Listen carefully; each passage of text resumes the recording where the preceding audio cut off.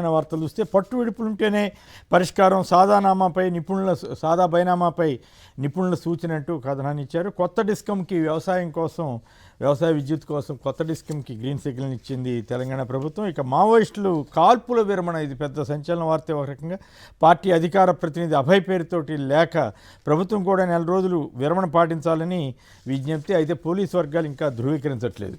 Private విద్యా సంస్థలు మున్ముందుకు, ప్రభుత్వానికి వెనకడుగు, జాతీయ ర్యాంకులో ఏటా ఎంతో తేడా అంటూ ఈనాడు వారు ప్రైవేట్ పాట ఆరంభించారు. ఎందుకంటే అక్కడ ఏపీలో మెడికల్ కాలేజీలు ప్రైవేటీకరణ చేస్తున్నారు కదా, ఆ నేపథ్యం. మరి ఎందుకంటే కొద్ది రోజుల క్రితమే వచ్చినా మళ్ళీ వాళ్ళు ప్రముఖంగా వేశారు. మరి ఫీజుల సంగతి ఏమిటి అని కొంతమంది అడుగుతున్నారు. మరి ఫీజులు ఇక్కడ 15,000 20,000 ఉంటే అక్కడ లక్షల్లో ఎందుకు కట్టాల్సి వస్తుంది? లేదా ఇక్కడ 40,000 మాత్రమే ఉంటే అక్కడ లక్షల్లో 6 లక్షలు 10 లక్షలు ఎట్లా కట్టాల్సి వస్తుంది? దాని గురించి కూడా రాయొచ్చు కదా, ఫీజులు ఎక్కువ అని కొందరు అడుగుతున్నారు. రైట్. ఇక ఏపీఎస్కి వెళ్తే మెరిట్ని ఎలా విస్మరిస్తారు? ఎస్జిటి ఎస్ఏ పోస్టుల భర్తీలో ప్రభుత్వానికి ఎదురుదెబ్బ, సింగిల్ జడ్జి ఉత్తర్వులను సమర్థించిన హైకోర్టు ధర్మాసనం టీచర్లకు సంబంధించినటువంటి నియామకాల్లో. ఛార్జ్ షీట్లు వేసిన తర్వాత మళ్ళీ దర్యాప్తు ఏమిటి? ఇప్పుడు ఏపీలో అనేక కేసుల్లో జరుగుతుంది. ఇప్పుడు ఈ వివేక హత్య కేసుకు సంబంధించి కూడా అడిగితే సుప్రీంకోర్టు ఆశ్చర్యం వ్యక్తం చేసింది. ఇక అలిపిరి పాదాల చెంత ఘోర అపచారం అంటూ అక్కడ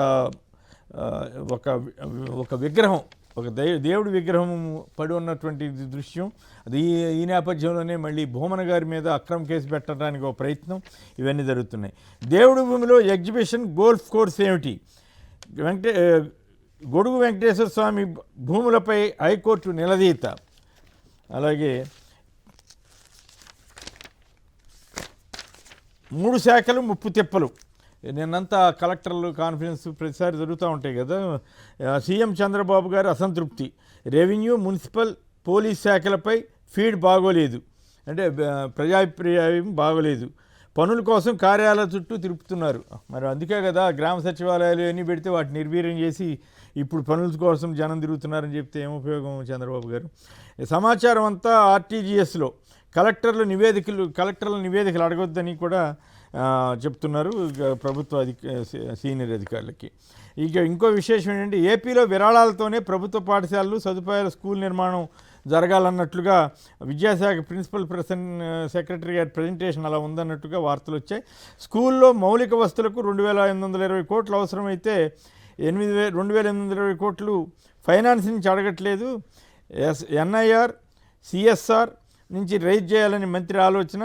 లీడ్ యాప్లో డోనర్ స్పాన్సర్షిప్ను ఆప్షన్ ఇస్తున్నామని చెప్పి వీటికి కూడా విరాళాలు అడుగుతున్నారట. మరి అప్పుడు నాడు నేడు ఇవన్నీ కూడా ప్రభుత్వ ఖర్చుతో చేస్తే ఇప్పుడు వేరువేరుగా చేయాలని, అంటే ఏదో రకంగా వాటిని నిర్వీర్యం చేయటం ఏంటో మరి. అయితే ఆంధ్రప్రదేశ్లో ఒక రికార్డు ఏంటంటే 10.2% మేరకు మద్యం అమ్మకాలు పెరిగినట్ట. మిగతా అన్నీ ధరలు తగ్గుతూ ఉంటే, ధరలు ఇవన్నీ పడిపోయి కొనేవాళ్ళు లేక నానా బాధలు పడుతూ ఉంటే ఈ మద్యం ధర మాత్రం బాగా పెరిగిందట. 11% మద్యం ఆదాయం పెరిగిందని ప్రిన్సిపల్ సెక్రటరీ ఎంకే మీనా గారు చెప్పారట. ఇవన్నీ విచ్చలవిడి బెల్ట్ షాపులతోటారు కదా. కలెక్టర్లకు ఎస్పీలకు 10 లక్షలు పెట్టాం, ఇక్కడ ఉన్నది బెస్ట్ టీం అని చంద్రబాబు గారు అంటున్నారు. మళ్ళీ 3 నెలల తర్వాత సమీక్ష పెట్టినప్పుడు అసలు ఏం పని చేయట్లేదని మళ్ళీ ఆయనే చెప్తారు. ఏడాదిలో నేరాలు తగ్గాలంటున్నారు. ఏడాదిలో నేరాలు తగ్గడానికి మీ రెడ్ బుక్ అరాచకాలు ఆగితే కదా, ఇష్టం కేసులు పెడితే కదా సమస్య. అలాగే అయితే విశేషం ఏంటంటే పోలీస్ శాఖ రివ్యూ మాత్రం రహస్యంగా చేశారట. రెవెన్యూ శాఖపై ప్రత్యేక దృష్టి పెడతారట. రెవెన్యూ శాఖకు సంబంధించి ఎల్లో పత్రికలే నానా బేభత్సంగా రాస్తే పట్టించుకోలేదు, కానీ ఇప్పుడు పట్టించుకుంటారట. జనవరి 1 నుంచి రోడ్లపై చెత్త కనిపిస్తే చర్యలు తీసుకుంటా. స్వచ్ఛంద మోడల్ సొసైటీగా రాష్ట్రం ఏర్పడాలని చంద్రబాబు గారు పిలిపించారు. నిజంగా అలా జరిగితే సంతోషించాల్సిందే. నాన్సొద్దు తేల్చండి, రెవెన్యూ తీరు మారాల్సిందే సీఎం. సారు మారారంటూ చంద్రబాబు గారి సర్టిఫికేట్ అంతకుముందు రోజున సారుకి వ్యతిరేకంగా రాశారు కదా, అందుకని వాళ్ళ కవరప్ ఇట్లా చేసుకున్నారు.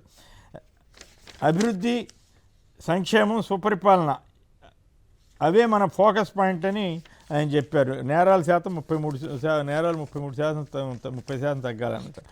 2027 నాటికి మరో 3 క్వాంటమ్ కంప్యూటర్లు.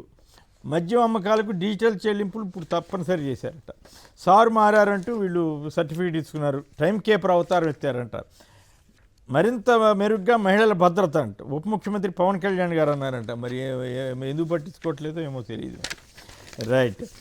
ఇక భూమన కరుణాకర్ రెడ్డి గారి మీద అక్రమ కేసు పెట్టారంట. క్వాంటమ్ భవనం ఆకృతి సిద్ధం అంట. అప్పుడు అట్లాగే 7 ఏళ్ల క్రితం అమరావతి గ్రాఫిక్స్ అన్నీ ప్రచారం చేసి జనాన్ని మాయ చేసి మోసం చేశారు. అట్లా కాకుండా నిజంగానే ఈ భవనాలన్నీ కట్టించాల్సిన బాధ్యత ఈనాడు వాళ్ళు కూడా తీసుకుంటే బాగుంటుంది.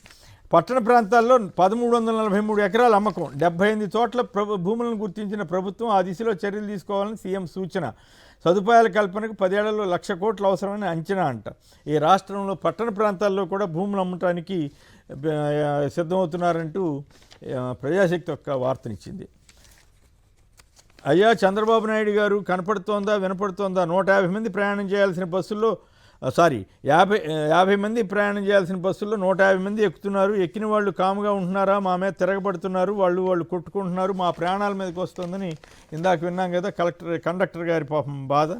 సో ఈ రకంగా వచ్చినటువంటి వార్తల్లోకి ఇక చర్చ